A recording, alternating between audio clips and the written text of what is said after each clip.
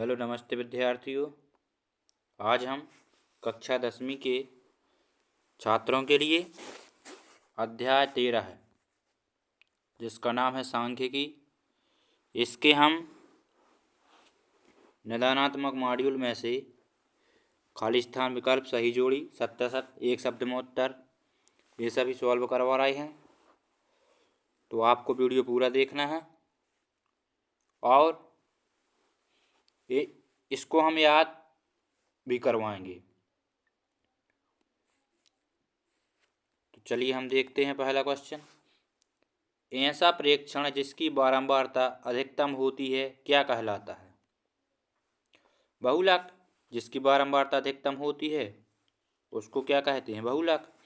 केंद्रीय प्रवृत्ति का ऐसा मापक है जो आंकड़ों में सबसे बीच का मान देता है।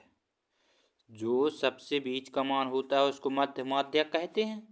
नाम ही है माध्यक, बीच का। सिंपल है। निम्न में से कौन केंद्रीय प्रवृत्ति की माप नहीं है? तो माध्य, माध्यिका और बहुलक ये केंद्रीय प्रवृत्ति की माप कहलाती हैं।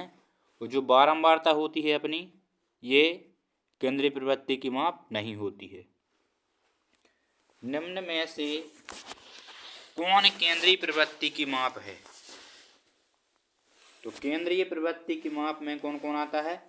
माध्य आता है, माध्यिका और बहुलक। तो केंद्रीय प्रवृत्ति की माप क्या हो जाएगी? माध्य। माध्य, माध्यिका एवं बहुलक के बीच संबंध है। तो माध्य, माध्यिका और बहुलक के बीच संबंध होता है 3 माध्यक बराबर बहुलक प्लस 2 माध्य। चलिए आगे बढ़ते हैं। रिक्त स्थान की पूर्ति कीजिए। वर्ग अंतराल की ऊपरी और निम्न सीमाओं का औसत। ऊपरी सीमा और निम्न सीमा, इनका औसत क्या कहलाता है? इनका औसत कहलाता है वर्ग चिन्ह।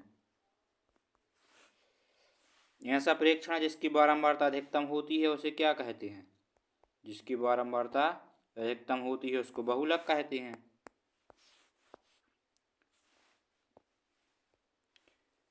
डैश केंद्रीय प्रवृत्ति का ऐसा मापक है जो आंकड़ों में सबसे बीच का मान देता है। तो सबसे बीच का मान देता है उसको क्या कहते हैं? इसके पहले भी आया था ये क्वेश्चन। माध्यक। माध्यक केंद्रीय प्रवृत्ति का ऐसा मापक है जो आंकड़ों में सबसे बीच का मान देता है। 3 माध्यक बराबर बहुलक प्लस क्या होता है? 2 माध्य। हाँ, इसके पहले हम चलिए फिर से रिवाइज करते हैं। केंद्रीय प्रवृत्ति की माप में क्या क्या आता है? माध्य, माध्यिका और क्या आता है? बताइए जल्दी।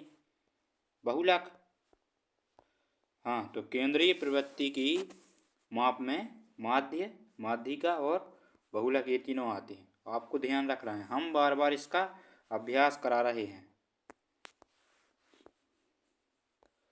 एक शब्द में उत्तर।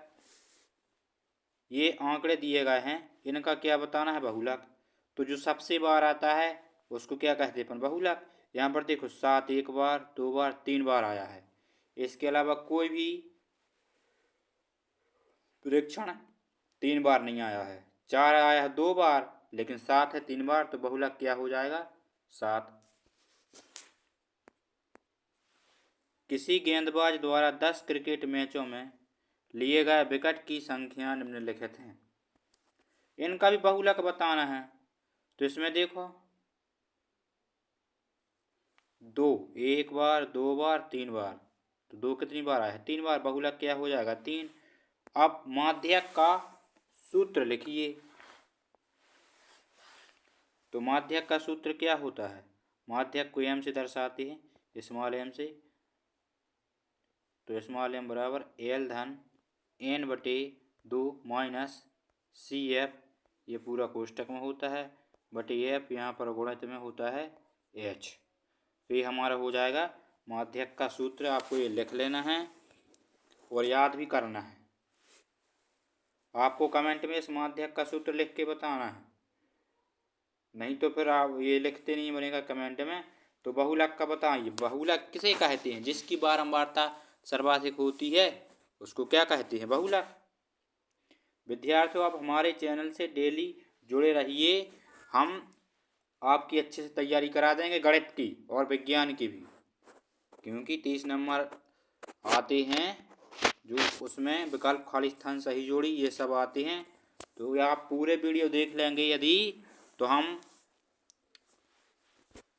आपको यह उम्मीद दिला सकते हैं कि आप 30 में से कम 25 प्लस आराम से ले आएंगे नंबर।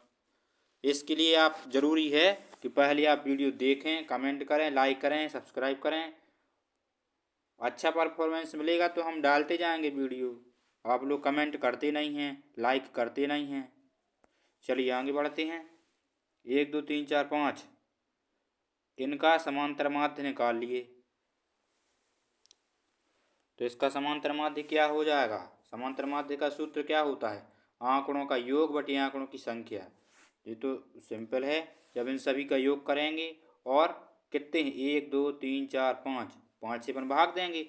जोड़िए, 1 में 2 जोड़ा, 3 में 3 6, 4 10 और 5 15 है। योग हो गया 15 बटे 5, 5 3 15 है। समांतर माध्य क्या आ गया? 3। इस प्रकार से निकालेंगे। 20 40 का वर्ग चिन्ह क्या होगा? मध्य की संख्या होती है, 30 हो जाएगा। या फिर ऐसे नहीं बनता है तो 20 में 40 जोड़ दिए 60 हो जाएंगे। इसको 2 से भाग दे दीजिए तो भी 30 आ गया। चलिए आगे बढ़ते हैं। वर्गीकृत आंकड़ों के लिए बहुलक का सूत्र लिखिए। बहुलक का सूत्र क्या होता है? बहुलक को कैसे दर्शाते हैं? जेड से। तो इसका सूत्र हो जाएगा L plus F1 minus F2 upon में 2F1 minus F2 minus F0।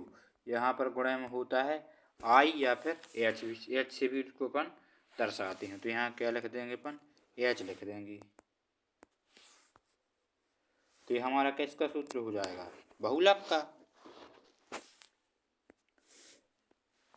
संचयी बारंबारता को परिभाषित कीजिए। तो संचयी बारंबारता क्या होती है?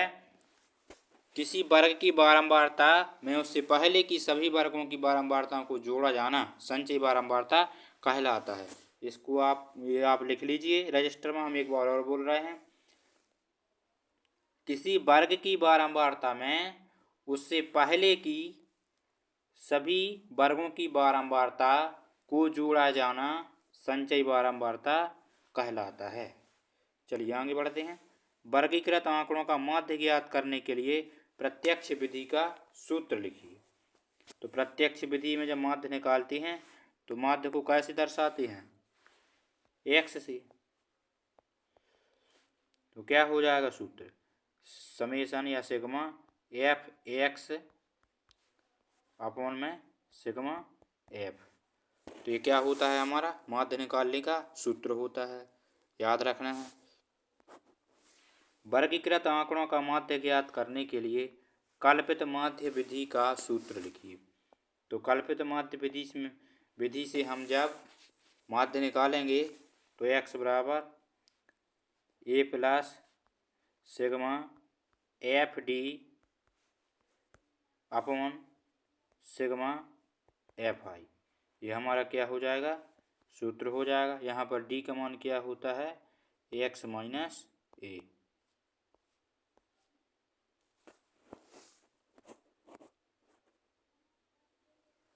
तो इस प्रकार से हमने ये सभी सॉल्व करके बताए हैं।